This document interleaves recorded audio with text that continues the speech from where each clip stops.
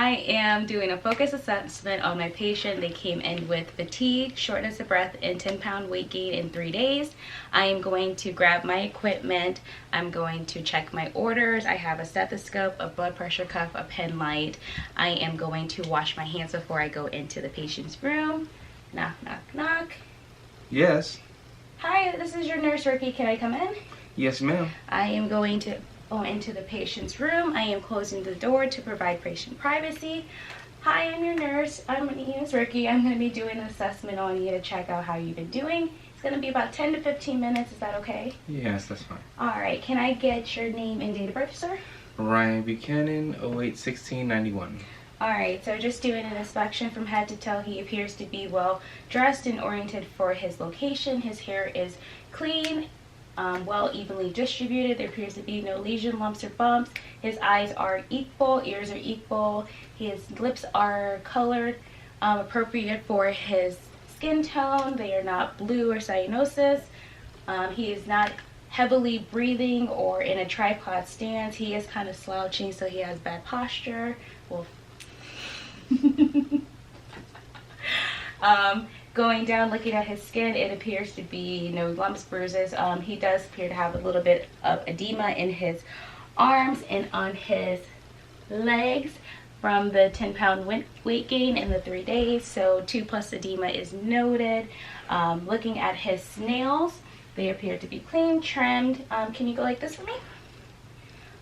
No clubbing is noted, and his cap refill bilaterally is quick and reactive. So moving on into his more focused assessment, I am going to check his judgment. If you were to come to a stoplight, what would you do? Stop. Okay, his judgment is clear. And then can you tell me where you are right now? At the hospital. There we go. And can you tell me why you're here? For shortness of breath, weight gain, and fatigue. And can you tell me the year? 2020. And the month? It is March. March? Okay. He is oriented ×4. Judgment is clear. So now I'm going to check his pupils. They are round. I am just going to shine a light in them. They are reactive. And then he followed the pin light, following in. And they are equally reactive and accommodate. I am going to move down onto his skin, onto the right side. It is warm to touch. There is no sign of cyanosis. I am going to feel for his radial pulse. It is a strong pulse. And I am going to move on down to seeing that he has hair on his arms, and if he didn't have pants on, I would check to the legs to see if there's hair on there too. If there was no hair, then it would be showing that there is a cardiovascular issue. I am then now going to go onto the left side and do the same thing. I'm checking for his skin. It is warm to touch. His radial pulse is strong. His nails, once again, cap refill is good. He has no, there's 2+ edema also on this arm. And going down the leg, looking at his skin turgor, his turgor is good. There's 2+ edema in his ankles bilaterally. There is hair on his legs, so no cardiovascular issue. So now I am going to move on to auscultating. So from here, I am going to feel for all his pulses. We have, wow, just blinked. His jugular, radial, brachial, carotid, femoral, pedal, and his tibial pulse. And then as I'm doing this, I'm checking to see if he has any swelling in any of his lymph nodes. They appear to be non-palpable and not swollen. I'm going to auscultate at all 5 places, at his aortic, pulmonic, Erb's point, tricuspid valve, and his mitral valve. No bruise or whooshing sounds noted. He has a strong pulse. He's not barrel-chested. He looks normal breathing. I'm gonna listen to his lung sounds now anteriorly. Deep breath.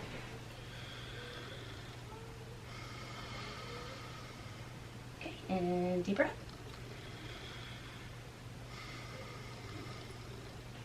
And then I will listen to two posteriorly also at the bottom. No crackles, no wheezing noted. Just interpret.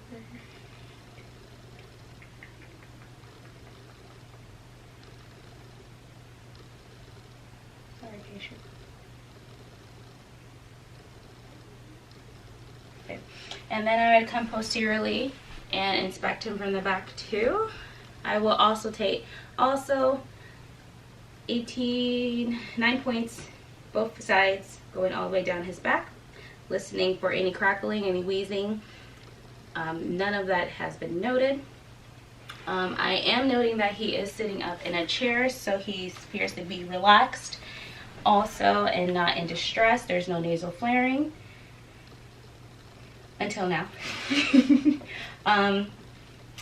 He appears to be...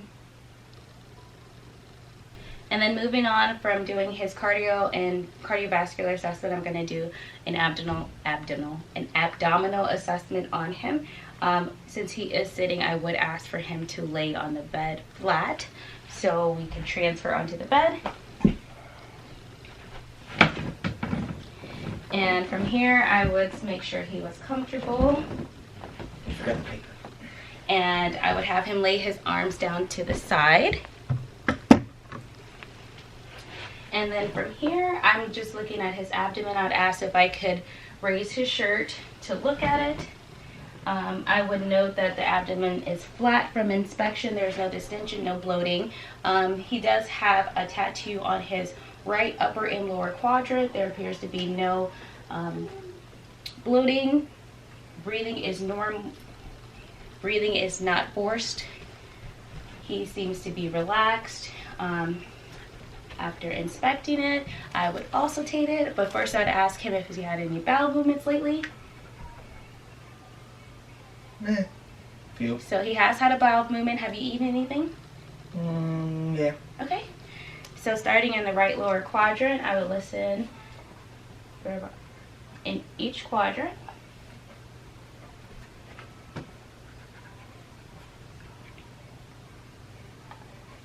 Alright, so there were active vowel sounds in each quadrant. And now I will palpate for any lumps and bumps.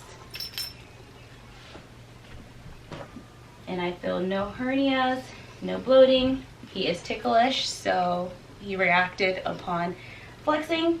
And then I would ask him, are you having any pain in any areas?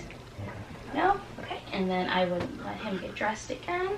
I would note to see if there has been any